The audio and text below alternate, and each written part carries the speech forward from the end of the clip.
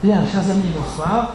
Bonsoir et bienvenue au Centre Tchèque. Nous sommes heureux de vous accueillir donc, pour cette soirée dans le cadre de tout ce cycle d'événements dédiés à Hrabal en ce début d'année au Centre Tchèque. Toujours en vue donc, pour le 90e anniversaire de sa naissance, et non pas le 100e, 99e, pardon. Et toujours en vue, donc c'est un peu un atelier où nous préparons ce qui va ensuite tourner en République tchèque et dans d'autres villes l'année prochaine pour un peu commémorer cet écrivain. Je suis heureux d'accueillir ce soir Petra James, qui est professeure de littérature tchèque à l'Université libre de Bruxelles, traductrice, et qui, cette soirée se fait aussi un peu à l'occasion de la sortie de ce livre qui est donc Bohum Hrabal, composé un monde blessant à coups de ciseaux et de gomme arabique, qui est...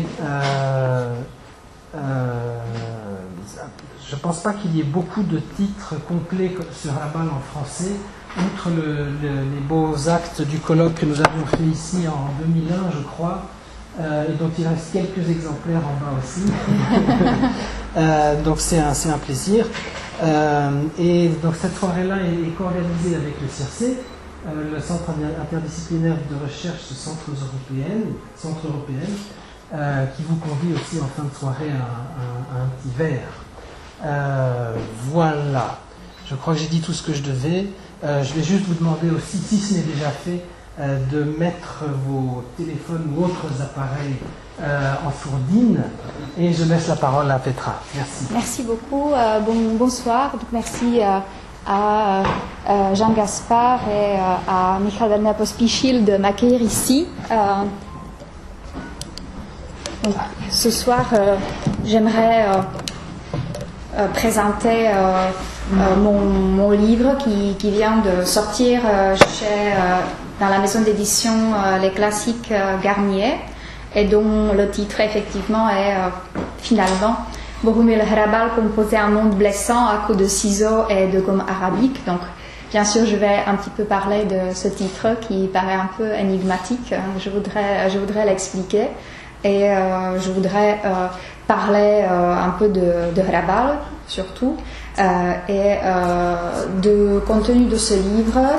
Je voudrais dire ce que vous pouvez, pour ceux qui sont vraiment qui s'intéressent à l'œuvre de Hrabal, ce que vous pouvez trouver dedans et ce que vous ne pouvez pas trouver dedans. Peut-être vous donner des indications où vous pouvez trouver ce que vous ne pouvez pas trouver ici.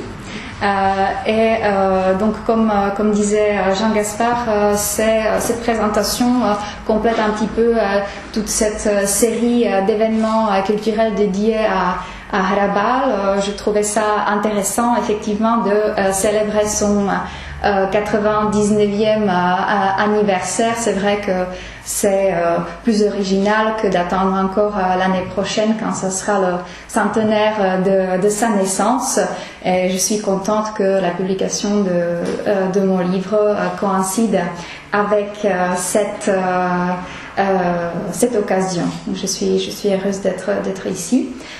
Donc pour ce livre sur Bohum Hrabal, en fait le sous-titre composé un monde blessant à coups de ciseaux et de gomme arabique, je l'ai choisi parce que je trouve qu'il résume bien le sujet de ce livre, parce qu'il se concentre plus particulièrement sur les techniques expérimentales que Bohum Hrabal utilise de manière systématique dans ses œuvres. Et donc j'ai travaillé plus particulièrement sur des techniques de collage et de montage, et à partir de là je voulais explorer un petit peu plus les liens et le rapport de la création de Bohum Hrabal à l'avant-garde. C'est un sujet qui a été traité par d'autres critiques littéraires, par d'autres historiens de la littérature. Ce que je trouve nouveau dans mon approche, c'est de ne pas se concentrer uniquement sur le rapport avec l'avant-garde historique. Dans d'autres livres sur Hrabal, vous trouvez des informations effectivement sur ces liens à l'avant-garde historique, notamment l'avant-garde historique tchèque. Donc ça peut être peut-être les textes sur le rapport de Hrabal au poétisme, au surréalisme et d'autres mouvements. Et beaucoup de livres traitent surtout des relations avec l'avant-garde tchèque. Il y en a qui traitent du rapport avec l'avant-garde étrangère, mais il y en a beaucoup moins qui essayent de voir le rapport avec les avant-gardes après la Seconde Guerre mondiale. J'utilise dans le livre les termes néo-avant-garde et post-avant-garde, qui sont d'ailleurs dans le titre de ma conférence.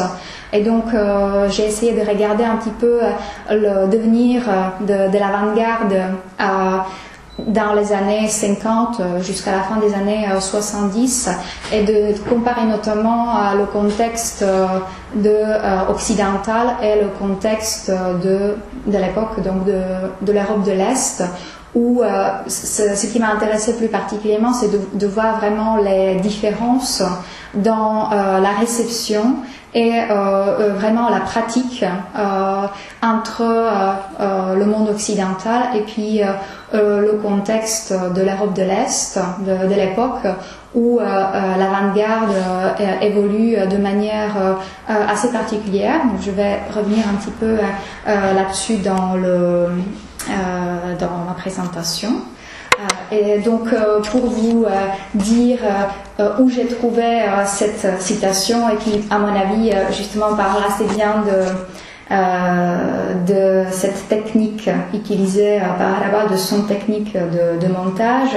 C'était en fait, c'est une citation d'un texte de Hrabal qui a écrit en 1989 et qui est dédié au 65e anniversaire de son ami le plasticien Jiří Kolář, que vous connaissez peut-être, donc vraiment un grand amateur de la pratique du collage, à la fois en littérature et dans les arts plastiques, qui en plus, à partir des années 80, a vécu ici à Paris. Comme justement je viens d'apprendre, il y a une exposition, un événement dédié à Jiří Kolář qui est en cours de préparation ici au centre tchèque. Donc vous allez pouvoir découvrir. Et donc cette citation qui donne le sous-titre à mon livre, justement résume bien cette question de pratique du collage du montage et de la question de l'avant-garde dans ce contexte comparé. C'est aussi pour ça que j'ai beaucoup insisté sur une introduction assez longue qui présente les spécificités aussi historiques et esthétiques donc de la Tchécoslovaquie de l'époque, et un petit peu plus largement de la partie est de l'Europe. Donc pour voir un petit peu, vous pouvez feuilleter ensuite le livre.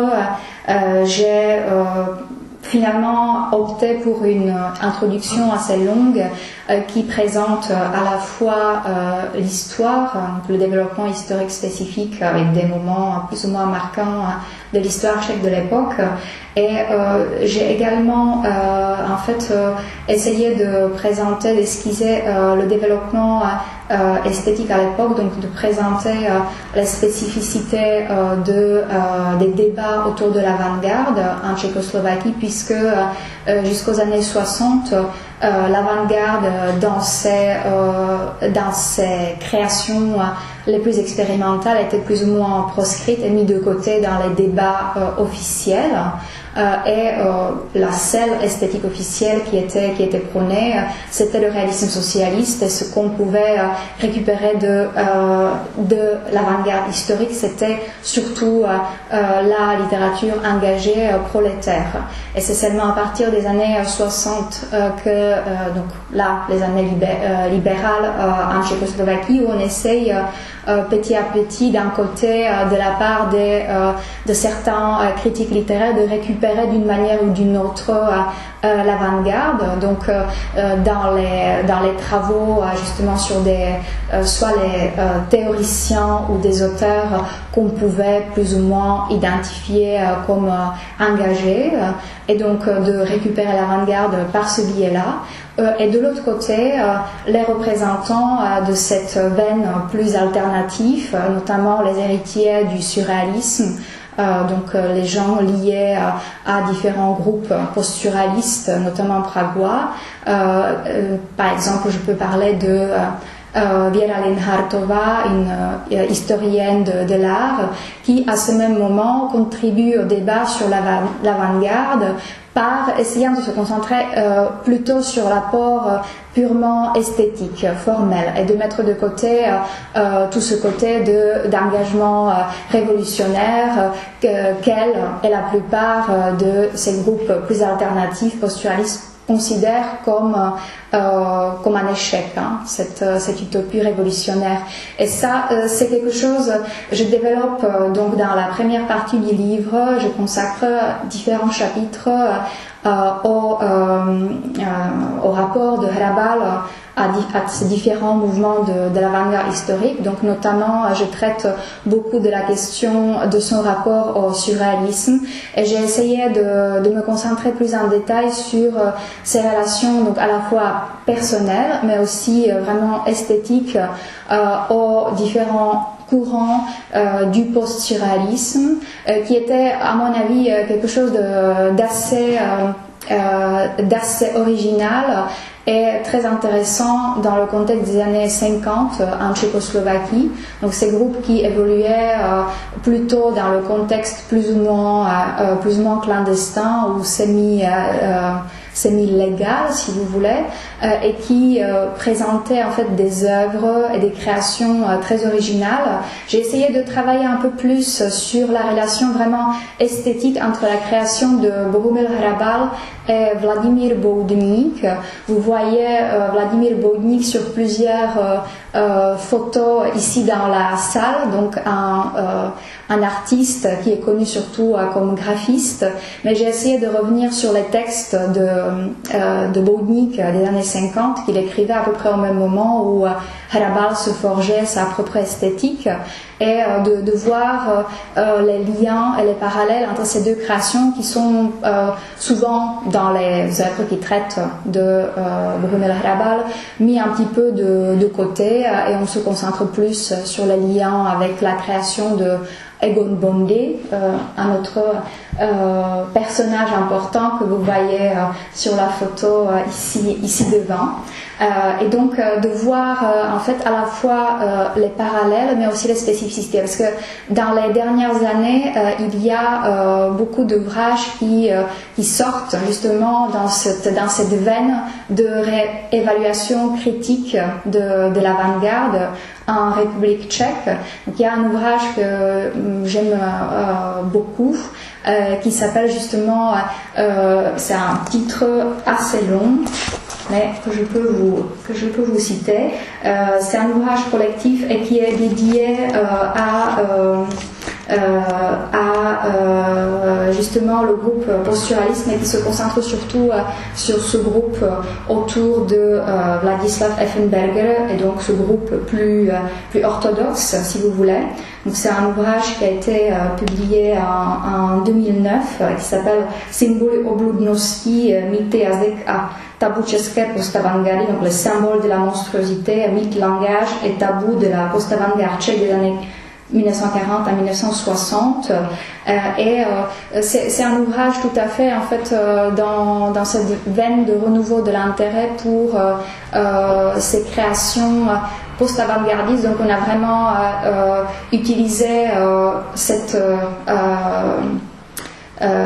ce terme post-avant-garde pour plus spécifiquement parler de ces créations expérimentales en Tchécoslovaquie, mais je pense qu'on peut l'élargir aussi pour d'autres pays en Europe centrale à l'époque, pour marquer la différence par rapport à la néo-avant-garde occidentale, qui justement évolue dans un contexte de liberté assez tout à fait importante. Là, on a plutôt les problèmes avec les lois du marché, donc on se retrouve avec des contraintes différentes, et donc l'évolution qui justement n'est pas du tout contrainte par les problèmes idéologiques pour la partie occidentale.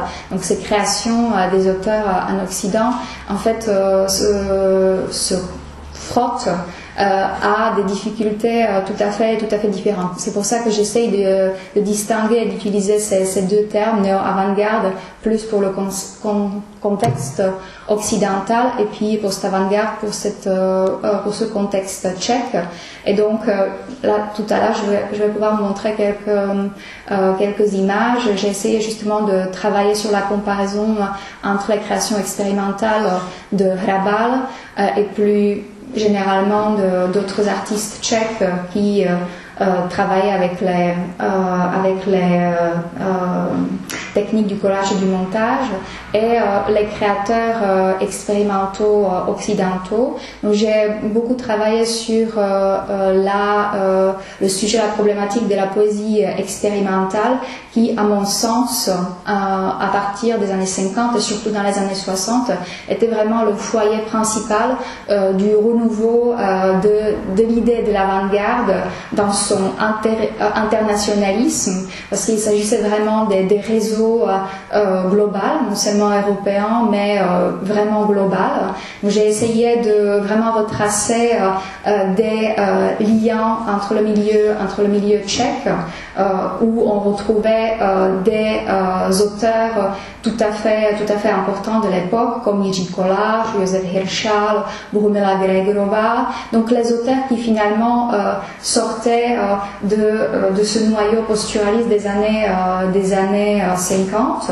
Donc ça représente aussi une certaine spécificité, que nous avons en fait ce lien entre une création assez subjective qui était le surréalisme, et puis le passage vers cette création expérimentale qui, dans certaines créations, peut être considérée comme assez formelle. Donc ça, c'est quelque chose aussi assez spécifiquement tchèque, et qui j'essaye de montrer aussi les différences entre les créations occidentales. J'ai travaillé notamment sur le contexte français et américain, en comparaison avec le contexte tchèque. Et je me suis concentrée sur, entre autres, sur une revue qui était basée ici à Paris, qui s'appelait 5e saison Où, et qui vraiment était, et son rédacteur en chef, Henri Chopin, qui avait des contacts assez étroits avec les Tchèques, ce que je démontre de manière détaillée dans le livre, qui vraiment fonctionnait comme un médiateur de contact. Et c'est aussi par ces contacts-là que ce groupe tchèque, dont Hrabal était assez proche, avait les contacts aussi avec des artistes américains. Donc, notamment, j'ai travaillé sur les techniques de tatap qui étaient développées à la fin des années 50 par William Burroughs et son ami Brian Gessen. Et donc, j'ai essayé de comparer, de voir donc à la fois les parallèles dans les démarches purement formelles, esthétiques, mais de voir aussi les retombées, disons, historiques et peut-être même idéologiques différents. De voir notamment la grande différence à partir des années 60 entre le grand engagement social, voire révolutionnaire, de ces auteurs français et américains qui font vraiment partie de la veine de la contre-culture de l'époque, qui sont vraiment très clairement engagés aussi politiquement, et de voir en fait la confrontation avec ce milieu tchèque post-avant-gardiste où justement cet élan de l'utopie révolutionnaire est clairement corrompu et abandonné et regardé avec méfiance par les artistes tchèques. Donc ça c'est quelque chose à mon avis important qui ressort de ces études comparatives. Pour revenir aussi sur la spécificité de Hrabal, quand on parle des procédés artistiques expérimentaux qu'il utilise, je trouve que chez lui, un élément qui reste toujours important, c'est son intérêt pour la création populaire et pour vraiment des productions un petit peu, on pourrait dire, de art brut sous différentes formes. Donc quand j'ai travaillé sur ce livre, je suis allée voir différentes archives, donc notamment les archives à Prague, donc au musée de la littérature tchèque. Et donc j'ai pu trouver dans ces archives beaucoup de documents qui témoignent de l'intérêt de Hrabal pour ses créations populaires et aussi sa manière dont il comprend le procédé de collage et de montage et donc aussi qui définit son rapport à l'avant-garde. Donc là, seulement ces deux images, c'est une sorte de confrontation de l'évolution esthétique de Hrabal lui-même. Je ne sais pas si on voit très bien l'image, la photo à gauche. Donc ça c'est l'une des photos de jeune Hrabal dans les années 30. Donc là où il est encore le bon fils d'une famille bourgeoise de Provence. Et on voit cette évolution vers ce style beaucoup plus prolétaire des années 50 où Hrabal travaille dans les métiers manuels. Donc ici, ça c'est la photo qui était prise quand il travaillait dans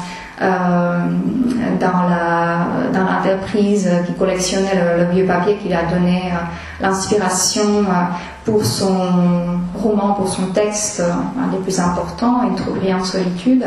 Et donc, je l'ai mis, c'est un petit peu anecdotique, mais j'ai essayé de beaucoup insister dans le livre aussi sur le contexte historique et la contextualisation de l'œuvre de Hrabal par l'histoire qui entre vraiment de manière importante dans sa création. Et donc là, bien sûr, les bousculements historiques, donc notamment la prise de pouvoir par le Parti communiste en 1948 se répercute très clairement dans la création de Hrabal, et c'est vraiment dans cette période-là, à la fin des années 40 et au début des années 50, où Hrabal se forge sa propre esthétique à l'encontre justement de cette situation historique nouvelle qui le pousse, ce jeune auteur tout à fait ravi de l'avant-garde classique, du surréalisme français, à modifier sa vision de littérature, à modifier sa vision de l'art et de développer une forme d'expression artistique qui correspond également à la situation historique de cette société un petit peu en crise et en contact avec l'histoire. Ça, je le développe plus dans la deuxième partie du livre où j'essaye d'analyser ces textes expérimentaux vraiment dans le contexte de la mémoire culturelle. De voir, ça c'est aussi quelque chose, et ça, à mon avis, ça fait aussi la spécificité de Hrabal, même par rapport aux autres productions du post-avant-gardisme tchèque, c'est vraiment son attachement au traitement de l'histoire, qui ne disparaît pas. En fait, ces œuvres ne sont jamais purement formelles ou esthétiques. Même dans ses créations les plus expérimentales, il y a toujours un élément qui l'attache à l'histoire. C'est aussi, d'une certaine manière, une des explications pour le choix de ce titre, composé un monde blessant à coups de ciseaux et de gomme arabique. Donc d'un côté la technique expérimentale, de l'autre côté l'attachement à l'histoire, au traitement de l'histoire. Et donc pour aller vers ce que j'ai pu trouver d'intéressant dans les archives, Hrabal, il a publié plusieurs textes qu'il présentait comme des textes un peu trouvés, vraiment comme de l'art brut, des textes dont les auteurs étaient des gens ordinaires. Et il était attiré dans ces textes, donc il y a plusieurs textes qu'il a publiés sous le titre commun La fugue naïve. Et donc il y a aussi des textes explicatifs de Hrabal qui parfois accompagnent ces publications. Et donc il dit que c'est vraiment des textes qu'il a soit trouvé ou quelqu'un lui a envoyé et où il était attiré par des tournures maladroites mais qui révèlent une certaine beauté involontaire. Et donc là justement ce texte qu'il a publié sous le titre Fugue naïve, Naivni Fuga, je l'ai vraiment trouvé dans ses archives. Donc c'est vraiment des cahiers comme ça d'un monsieur Kojinek qui en fait faisait de cette manière calligraphiée, il faisait une sorte de son journal dans lequel il recensait sa communication avec les tribunaux tchèques, et dans cette correspondance il réclamait en fait augmentation de sa pension de retraité. Et donc on voit vraiment ces cahiers calligraphiés avec effectivement la beauté involontaire de formulation de tchèque qui relève un petit peu des formulations encore de Autriche-Hongrie et de la Première République avec les invocations, la façon de s'adresser aux autorités qui a un charme un petit peu suranné. Et donc ça, je trouve qu'on le retrouve finalement toujours dans l'intérêt de Hrabal pour la création expérimentale. Elle est toujours en fait équilibrée, compensée par son intérêt pour la création populaire. C'est quelque chose qui est toujours lié, qui n'est jamais séparé, et donc à la différence de certaines créations expérimentales, notamment la poésie expérimentale telle qu'elle était pratiquée sous différentes formes dans les années 60, chez Hrabal qui s'intéressait à ces créations, qui s'intéressait aussi à la théorie, notamment les théories de l'école de Stuttgart, des textes de Max Bense qui étaient traduits en tchèque justement par le cercle autour de Bohumil Hirscha et Josef Hirscha et Bohumila Gregorova. Donc il connaissait ces textes, il s'y intéressait, mais son interprétation et puis son usage, sa mise en pratique était toujours liée à cette récupération beaucoup plus populaire, et cet intérêt pour l'anecdote, la beauté involontaire de langage, et puis aussi des créations populaires. Là, bien sûr, ce ceux d'entre vous qui connaissent l'œuvre de Hrabal, son intérêt pour le personnage du palabreur, de l'oncle Pépin, c'est vraiment tout à fait lié à cela. C'est pour ça que j'ai mis aussi comme premier chapitre dans la première partie une petite analyse en fait d'un texte qui n'est pas très connu. Le chapitre il est intitulé l'art de la citation ou du plagiat, et c'est en fait un texte que Hrabal prétend écrire comme commentaire de Roland Barthes à l'œuvre de Cy Twombly.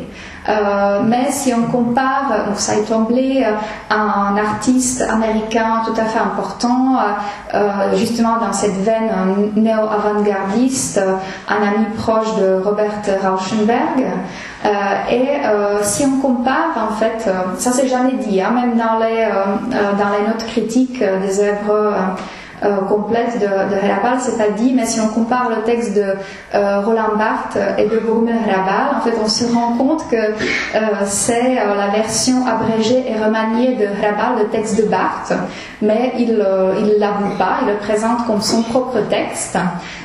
Et je trouve que d'une certaine manière, Hrabal nous révèle un petit peu sa manière de travailler avec les techniques du collage et du montage. Il y a toujours un petit peu de fabulation. Il y a aussi ce rapport au texte ou aux créations d'autrui qui est très libre, hein, donc là, le côté avant-gardiste, tout est bon comme matériau pour création d'un ouvrage nouveau.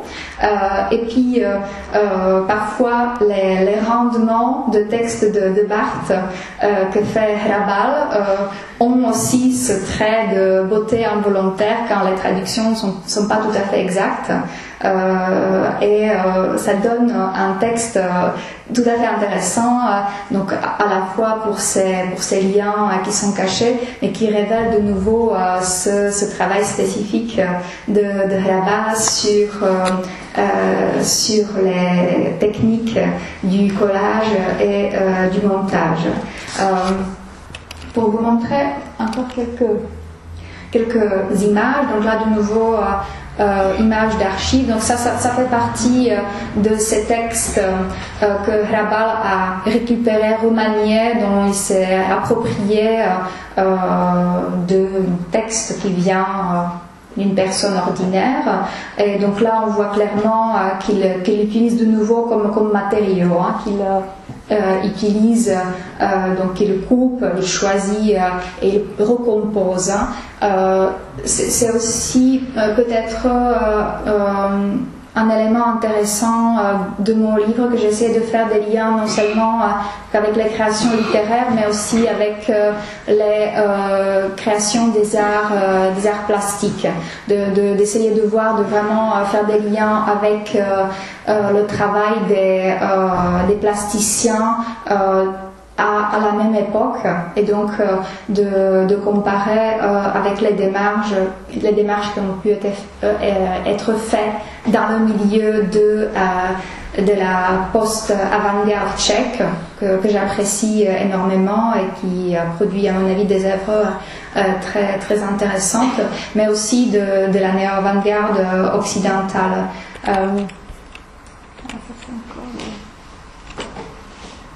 Donc là, c'est quelques productions, quelques créations de ces artistes américains sur lesquels j'ai travaillé. Et donc là où ils ont aussi utilisé les techniques du collage, du montage dans le catap, donc notamment William Burroughs, et j'ai essayé de montrer justement la fluidité de passage entre différents moyens d'expression, donc entre l'expression plus plastique et l'expression littéraire. et puis les liens qu'on pourrait trouver avec les créations des plasticiens importants de l'époque, notamment dans la manière de traiter l'histoire et puis la réalité à travers les techniques expérimentales. Donc de voir à la fois les points communs qui relient toutes ces créations donc de la deuxième vague d'avant-garde après 45 et ensuite la spécificité de la création de chacun. Pour le contexte français, donc à part de travailler sur la poésie expérimentale, j'ai aussi consacré certaines analyses qui font partie du livre en comparaison avec le mouvement du nouveau roman et plus particulièrement à certaines créations expérimentales de Claude Simon, donc notamment des années 70, où, à mon avis, justement, on peut trouver les parallèles dans l'usage à la fois des pratiques expérimentales, mais tout en ayant ce but de rendre une certaine vision d'histoire, qui n'est pas, selon mon avis, qui n'est pas la même que celle que nous propose Hrabal, mais il y a aussi cette démarche plus historisante qu'on trouve dans la création de Claude Simon. Et donc là, Rauschenberg, ça c'était un petit peu un point de rencontre parce que tous ces artistes auxquels je m'intéressais, consacraient des textes ou utilisaient des références à l'œuvre de Rauschenberg dans la création. Donc là, ça fait partie d'analyse d'une sous-partie du livre où j'ai essayé de voir en fait les parallèles dans leur usage. Et donc, pour passer à la deuxième partie du livre, où je m'intéressais plus aux questions liées à la mémoire culturelle. Aujourd'hui, on parle énormément de la mémoire culturelle, surtout les historiens commencent à être un petit peu là de cet intérêt pour les explorations des sujets liés aux éléments un petit peu tabous ou difficiles des mémoires nationales, mais il me semble que pour la littérature de l'Europe centrale, ça reste une démarche importante puisque jusqu'à la chute du mur du Berlin et l'effondrement du bloc soviétique, énormément de sujets historiques étaient soit déformés ou complètement écartés à la fois des débats des historiens, mais aussi peu présents dans les créations littéraires puisque censurées. Et je trouve que ce qui est vraiment un apport important de Hrabal et que justement j'analyse dans la deuxième partie du livre, c'est d'inclure ces sujets historiques même au cœur de ces créations expérimentales et des textes qui ont pu être publiés avec plus ou moins de difficultés avant 89 et qui sont présents de manière très précoce. Beaucoup de sujets qui deviennent très à la vogue maintenant dans les romans des jeunes romanciers tchèques. Ce sont des sujets qui ont été présents souvent dès les années 50 dans la création de Hrabal. Je parle notamment de la question allemande, donc les sujets liés à l'expulsion des Allemands. Aujourd'hui, on a vraiment un boom de l'intérêt de la part des jeunes romanciers tchèques pour ces sujets-là. Mais Hrabal, il a commencé à en fait rendre compte de cette réalité dès la fin des années 40 et justement souvent dans ces textes expérimentaux qu'on peut considérer comme un petit peu marginaux mais qui à mon avis méritent notre intérêt. Et également la question de la Shoah qui apparaît également de manière assez précoce et de nouveau à la fois dans l'intérêt de la critique littéraire et dans les productions littéraires. C'est quelque chose qui vient maintenant dans ces dernières années comme une nouveauté. Et donc ça, je trouve que c'est... bien sûr, Hrabal n'était pas le seul. Il y a beaucoup d'autres auteurs avant 89 qui se sont intéressés à ces sujets-là, mais qui n'étaient pas majoritaires. Et donc, il me semble que c'est intéressant d'aller vers ces créations maintenant, quand ça devient même un petit peu banal. Parfois aussi, le problème de ces créations contemporaines, qui souvent, si vous regardez les récentes attributions du prix Magnesia Litera, donc le prix majeur tchèque en République tchèque, souvent il me semble qu'on attribue ces prix justement à cause du sujet qu'on traite plutôt que la qualité artistique, littéraire dont ce sujet est traité.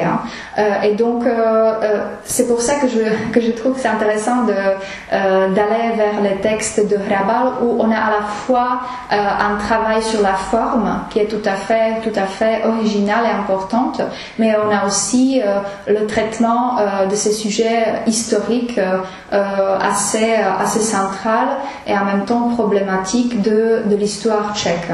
Donc ça, c'était vraiment quelque chose sur lequel j'ai insisté dans mon analyse, auquel je me suis beaucoup intéressée dans la deuxième partie du livre, qui s'achève sur l'analyse d'un grand montage de Hrabal qui s'appelle Adagio Lamentoso et qui est une sorte de pendant poétique à une trop brillante solitude, et dans lequel justement j'essaye de voir la manière dont Hrabal présente et d'une certaine manière digère cet héritage multiculturel de l'Europe centrale plus généralement, mais particulièrement tchèque, donc avec cette participation de la culture germanique et de la culture juive, avec traitement particulier que j'accorde à l'importance de la figure de Kafka dans l'œuvre de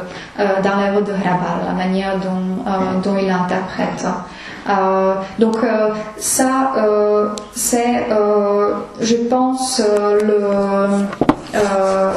le plus important de ce livre. Donc pour résumer, principalement cette volonté d'aller vers la comparaison non seulement avec l'avant-garde historique mais avec ce qui se passe après la Deuxième Guerre mondiale, et donc de voir à la fois le côté esthétique, mais de voir aussi les différences et spécificités un petit peu idéologiques de la pratique et aussi de l'interprétation, de la réception de l'avant-garde qui se fait donc dans ces 3 décennies après la Seconde Guerre mondiale dans un contexte historique nouveau.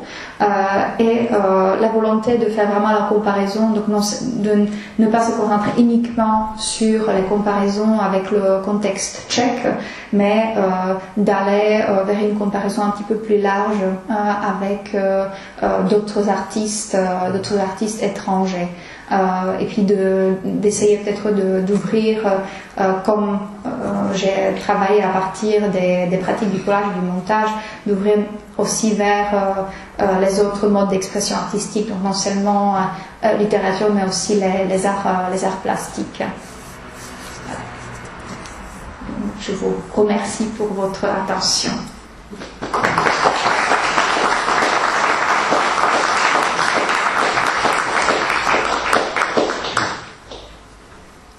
Je ne sais pas si vous avez peut-être des questions ou si... Oui, s'il vous plaît. Rabal avait une compagne qui était allemande.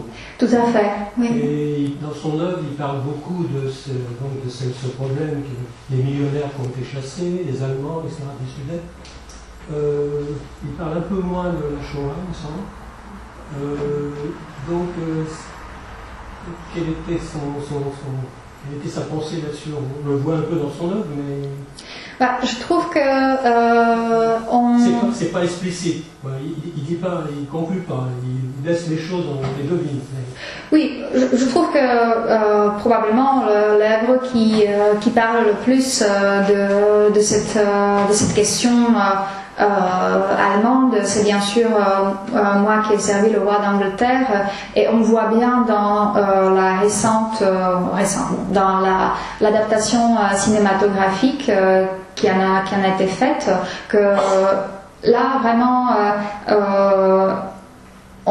on insiste dans l'adaptation cinématographique vraiment énormément sur cette contextualisation de l'expulsion des Allemands, héritage, etc.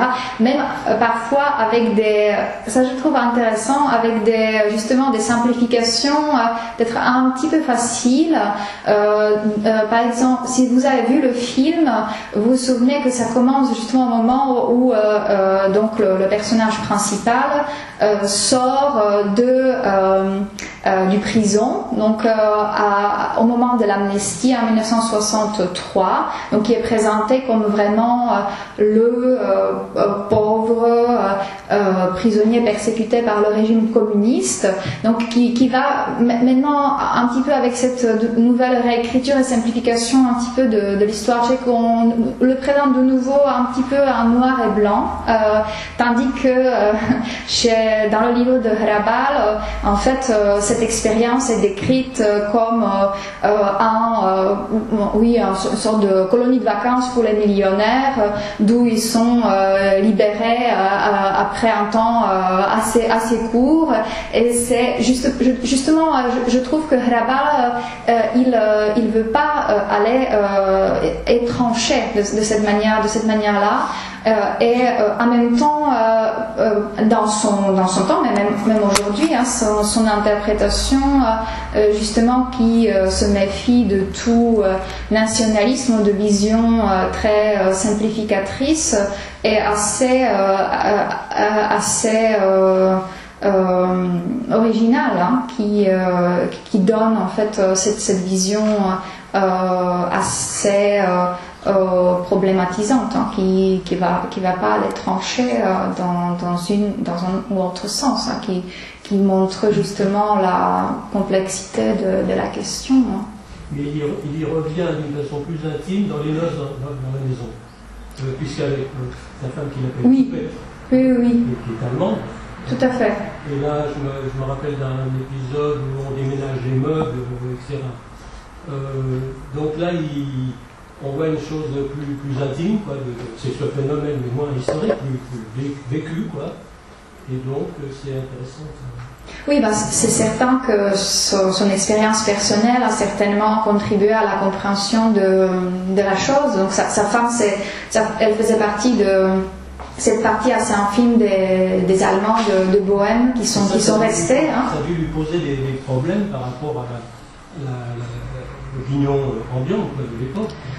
En fait, une grande partie de la famille de sa femme, elle est partie, donc elle vivait en Autriche et en Allemagne.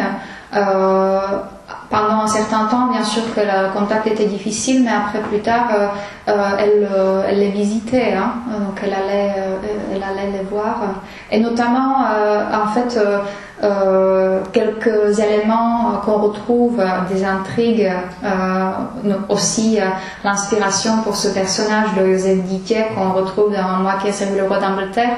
Là-bas, ça n'est inspiré par l'histoire de famille de sa femme, qui lui a été racontée. C'est vrai que dans ses livres, Hrabal il fait partie vraiment de ces auteurs où la partie autobiographique est très très forte. Donc, comme je vous ai dit, très souvent, même si bien sûr c'est travaillé de manière artistique, on peut retrouver les personnages ou les lieux exacts. Quand il parle des textes, on les retrouve dans les archives. Donc c'est vraiment un auteur qui travaille à partir de la réalité, et l'autobiographie, elle est très présente. Et aussi dans Peur totale, ce petit livre qui est moins connu, mais où là on voit les allers-retours avec les autorités. Et là on a une autre vision de Raval, c'est-à-dire cette souplesse qui met donc différentes. Certains romans, paraît-il, ont été remaniés, les fins ont été. Enfin, il y a plusieurs versions, quoi. Oui, c'est quand même intéressant sur le plan de l'époque historique, quoi. Et de son œuvre, parce qu'on peut dire que ça représente presque une certaine forme de collage. Le collage étant une articulation, si vous voulez, de quelque chose. Là, il articule ses romans et la trame des romans en fonction d'une réalité extérieure. C'est certain que, en fait, la plupart des textes de Hrabal ont été censurés, et donc ça c'est aussi une des difficultés quand on travaille sur les textes de Hrabal, parce que lui il avait vraiment une position assez spécifique après 68, où il a été interdit de publication officielle, comme beaucoup d'autres écrivains tchèques, mais assez tôt, il commençait à publier un samizdat, mais après son autocritique, en 75, il a de nouveau publié, mais bien sûr les textes qui étaient publiés officiellement en Tchécoslovaquie étaient censurés, et puis aussi étaient choisis des textes plutôt moins problématique à la fois de point de vue idéologique mais aussi esthétique. Donc finalement le problème de Hrabal dans les années 90, donc après les changements politiques, c'est que les gens croyaient connaître Hrabal, mais ils connaissaient seulement une facette, et donc dans les années 90 il y avait vraiment une sorte de clash entre le public et Hrabal, et puis quand il est mort, en fait ça s'est passé vraiment un petit peu inaperçu de la part des grandes autorités de la vie culturelle. Et puis aussi les textes qu'il écrivait dans les années 90, c'était une sorte de journalisme littéraire qui à mon avis sont assez intéressants, mais qui justement étaient reçus de manière plutôt négative par le public qui était habitué à cette esthétique de perle au fond de l'eau, cet homme bon qui finalement a beaucoup de parallèles avec l'esthétique du réalisme socialiste. Donc là, cette réception, elle est complexe, mais je suis certaine qu'il y a encore d'autres conférences dédiées à Hrabal, et on va certainement encore parler de cette question. Oui, je me demandais quel était l'accès en Tchécoslovaquie à justement une production de l'avant-garde étrangère, américaine, française dans les années 50-60. Oui, en fait, alors tu peux le lire dans justement l'une des parties introductives de mon livre sur les arts plastiques en Tchécoslovaquie. Donc c'était très progressif, et c'est vrai que surtout au début des années 50 c'était très limité. Donc il y a même vraiment un petit peu des éléments anecdotique, parce que il y avait certaines bibliothèques qui conservaient quand même des fonds importants, notamment la bibliothèque de Umělecko-průmyslové muzeum, où il y avait quand même, en tout cas ce qu'on peut lire dans les souvenirs, par exemple Egon Bondy y allait pour chercher des livres, mais après il y avait beaucoup plutôt des archives privées des artistes, et ensuite ça devenait plus accessible dans la deuxième moitié des années 50, et notamment après 58 et l'exposition universelle à Bruxelles. en 58 où il y avait plusieurs artistes qui sont partis là-bas, donc notamment Jan Kotik, Vladimir Brodnik, qui ont pu voir les créations là-bas. Mais il y a vraiment des décalages parce que c'est vrai que là, on voyait surtout l'abstraction, mais c'était plutôt la fin, tandis qu'après en Tchécoslovaquie pendant assez longtemps il y avait vraiment un boom de cette création abstraite, tandis que par exemple en France on passait plus vers le nouveau réalisme, ou puis aux États-Unis c'était vraiment le pop art qui commençait, etc., le néo-dada. Donc il y avait effectivement des décalages et c'est intéressant, pas toujours bien sûr que je ne suis pas allée dans les détails parce que ça il faudrait faire plus de travail là-dessus, mais j'ai essayé quand même de donner quelques esquisses.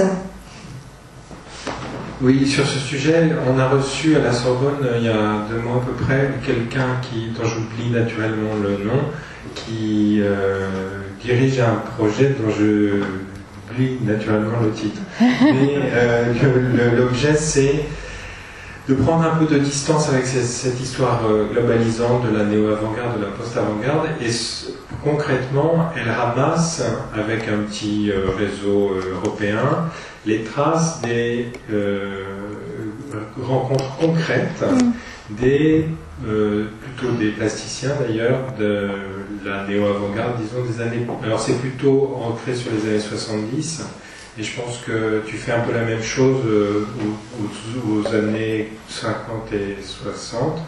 Alors elle travaille sur l'axe Paris, Allemagne, compliqué parce qu'on ne sait pas laquelle c'est, Pologne. Mais bien sûr, ça influe. Et donc, elle pratique ce que j'appellerais, elle n'utilise pas le terme, un peu de la micro-histoire des contacts.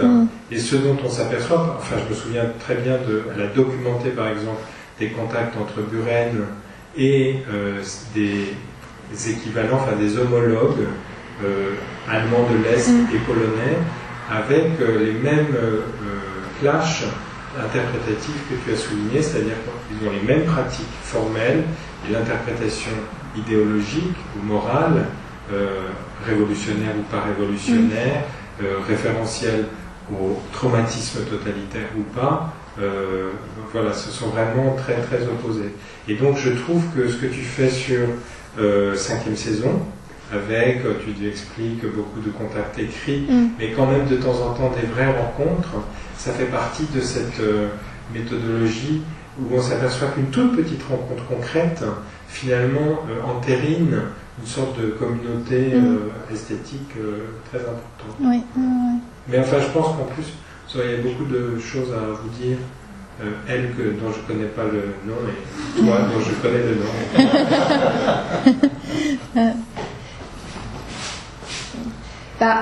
Oui, alors ça c'était vraiment assez intéressant d'essayer de reconstituer des réseaux véritables, en fait, des vrais contacts qui pouvaient ou ne pouvaient pas exister, et ça c'est quelque chose sur lequel j'essaie de continuer à travailler, mais aussi là je travaille avec un réseau de recherche sur les avant-gardes, disons les avant-gardes plutôt dans les périphéries, donc à la fois l'Europe centrale, l'Europe de l'Est, mais aussi l'Europe du Nord ou du Sud, et donc d'essayer de voir, parce que finalement aussi de point de vue méthodologique, et ça c'était aussi un problème sur lequel je me heurtais de point de vue méthodologique quand je travaillais, en fait quand même l'histoire de l'avant-garde, donc à la fois esthétique mais aussi idéologique si vous voulez, c'est quand même surtout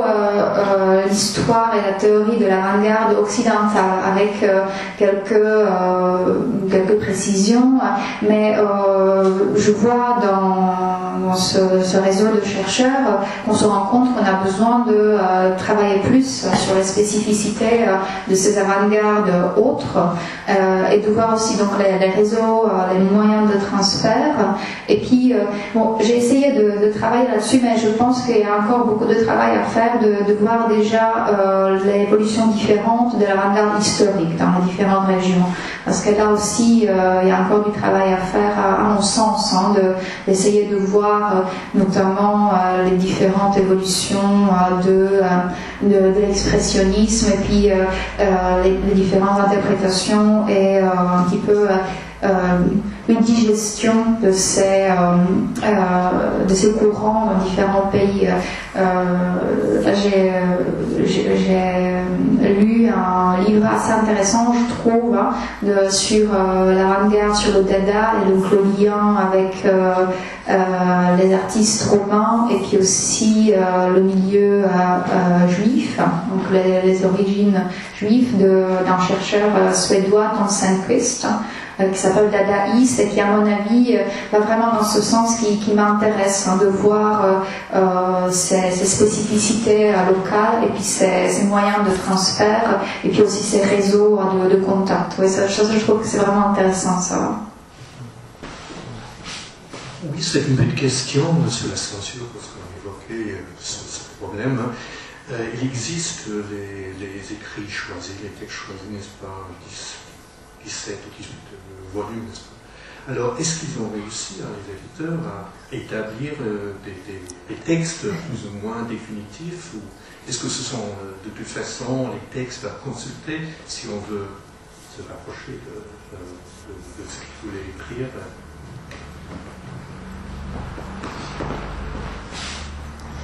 Oui, ça c'est une bonne question. Parce que Hrabal, il était aussi un bon autocenseur. Donc, pour certaines publications, déjà, il réfléchissait un petit peu et donc lui-même, hein, il remaniait un petit peu les textes. Pour certains textes, on a donc des premières variantes où on est tout à fait sûr. Après, il y a un travail difficile, il y a aussi, comme des textes circulaient en samizdat, souvent beaucoup de versions, hein, beaucoup d'exemplaires. Ça c'est par exemple le cas de Timbre barbare. Là, il y a d'autres collègues qui ont travaillé sur les différentes variantes qui existaient. Parfois aussi, ce qui s'est passé, c'est qu'à l'étranger, les traductions étaient faites à partir d'un texte et puis le texte édité en tchèque était à partir d'un autre, donc ça aussi pouvait produire des différences. Mais je pense qu'il y avait vraiment un travail qui a été fait, là, on a pu plus ou moins reconstituer les textes originaux, mais après, il y a aussi cette partie d'auto-censure. Par exemple, pour le texte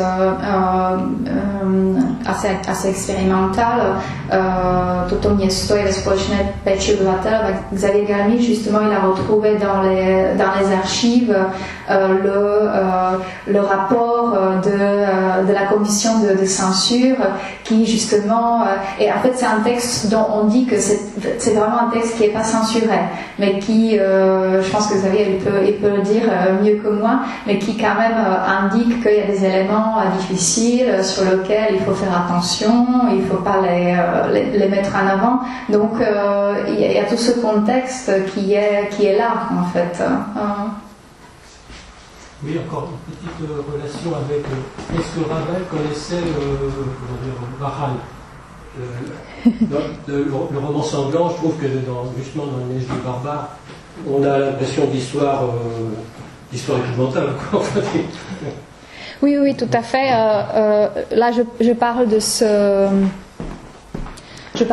lien esthétique entre Hrabal et Váchal dans le livre, et puis de son amour pour ces écrivains un petit peu à la marge, justement, qui sont liés à cette esthétique particulière de l'expressionnisme tchèque. Donc, on peut en mentionner d'autres que Selman Váchal, on peut parler de Klima.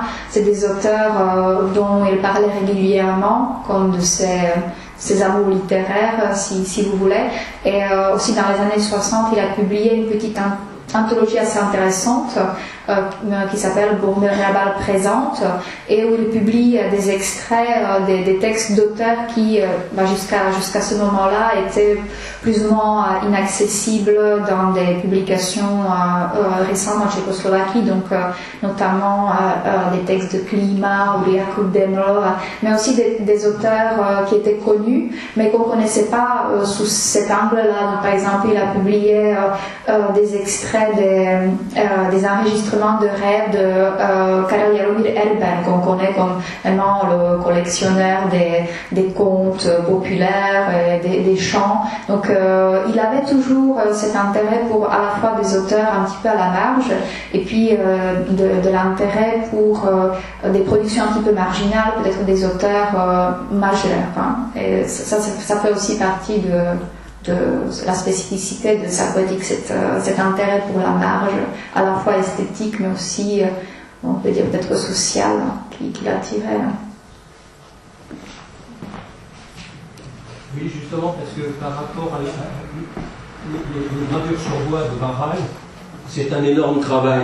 Bon, alors son ami Bodnik cherche des moyens beaucoup plus rapides de faire des artefacts, comme il appelle. Donc là, on voit une évolution, justement,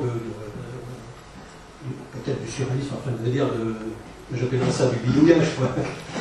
Comment produire une œuvre d'une façon plus rapide et plus facile que comme Varral faisait, c'est-à-dire quelque chose d'un artisan extraordinaire, quoi, qui gravait ses... Oui, donc là, on sent qu'il y a une évolution, qu'évidemment, il ne faut pas en rester là et qu'on ne pourra pas... Oui, c'est ce que je disais, en fait... J'ai consacré une sous-partie du livre à cette relation Bodnik-Rabal, parce que souvent on l'interprète plutôt dans le sens où Bodnik était une sorte de muse dans ses manières un petit peu obsessionnel, et puis son caractère neurotique, etc. Et donc Rabal, c'était le maître un petit peu à penser. Mais j'essayais de faire des rapprochements entre leurs textes littéraires, donc de cette période de début des années 50, et je trouve que l'influence était plus à double sens que souvent on le présente. Hein.